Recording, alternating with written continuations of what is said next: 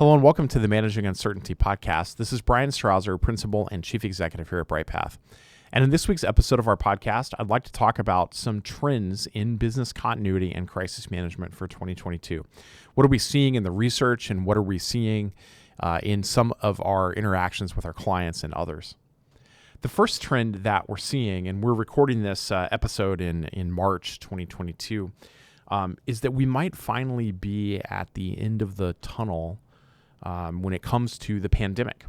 The light at the end of the tunnel perhaps can be seen as the way we should think about that. Here in Minnesota, for example, we are seeing drastically reduced COVID case numbers and hospitalization and fortunately lower death numbers. And I think that trend is echoing globally.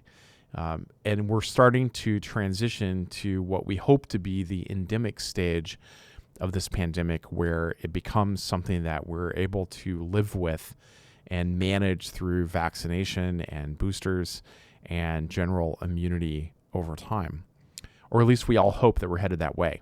We're seeing from our clients and in the news about returning to the office on a larger scale, but we're also seeing one of the outgrowths of the pandemic, and that is this widespread adoption of remote and hybrid work. We were talking just the other day with one of our largest clients, an East Coast healthcare technology organization with several offices around the world and in North America. And although they're making plans to return to the office on a large scale in April, they've also come to the conclusion that a lot of folks are simply not going to return to the office, that they're going to work remotely or they're going to work from in more of a hybrid environment. And for the most part, they're adapting what we think will be the work of the future approach. And that is, if you don't have to do hands-on work that physically requires you to be in an office, that you're not going to do that you're going to be able to work remotely. Another trend that we're seeing related to this when it comes to home remodels and new home construction is the growth in actually building home offices with the intent that you're going to work from that office full time. A good friend of ours recently built a new home in North Carolina, moving there from Minnesota. And as they designed their new home, they built 2 large home offices with the intent that they were going to work there full time for the remainder of their professional career, for the 10 to 15 years that they'll work before retirement. And I'm seeing more and more of that trend here happening with new home construction and remodels, and even folks in apartments thinking about, I'm going to get that slightly larger apartment with the extra bedroom, and that other bedroom is going to be my home office. And I think this is a trend that we're going to continue to see. Another outgrowth from the pandemic has been what I would say both a hit and a miss, and that is the rise in credibility for business continuity and its strategic role in an organization, and business continuity really taking on a larger strategic role when companies think about crises. And I know that for different organizations structured in different ways, business continuity and crisis management sometimes are under the same leader. Sometimes they're in separate parts of the organization. Sometimes we think about one as being a part of the other. But we are seeing more of a focus on business continuity. If anything, the pandemic has helped the pandemic has helped to propel the importance of having a good, strong business continuity program to senior management and to boards of directors. And that has led to more involvement from business continuity leaders at a senior level in the organization to advise about the strategic direction of pandemic response, of other new business and strategic efforts in an organization. And I think this is a great developing trend for those of us in the business continuity and crisis management space. The challenge, though, is where leaders can't operate at that level, where they're taking what I would say is a mindset of the past, thinking about compliance-oriented activities or taking the kind of mysterious rocket science approach to business continuity, instead of taking advantage of the opportunity that the pandemic has presented to them to raise their game to a strategic level and finally get the kind of investment and strategic involvement that business continuity professionals have been clamoring for decades. And this has been an opportunity that many have not been able to take advantage of. And now is the time to think about how to reposition what you're asking for and how you're going about that in order to get those resources and things that you're after. We're also seeing, as we've worked through the pandemic, that crisis management planning and business continuity planning has become more agile and more adaptive. Many companies have found that these lengthy pandemic and crisis management plans just did not fit their needs over the last 2 years. Many organizations reported in a recent survey from the Business Continuity Institute that their crisis plan was not effective in the organization. In fact, more than half of them said their crisis management plan was not effective during the pandemic. But 3/4 of those said that had an ineffective plan told BCI in their survey study that they were able to quickly adapt and either wrote a new plan or could modify their existing approach to make them more relevant to COVID-19. Having pre-planned responses is important, but being able to adapt quickly through a crisis management framework would be one of the lessons learned that we saw here.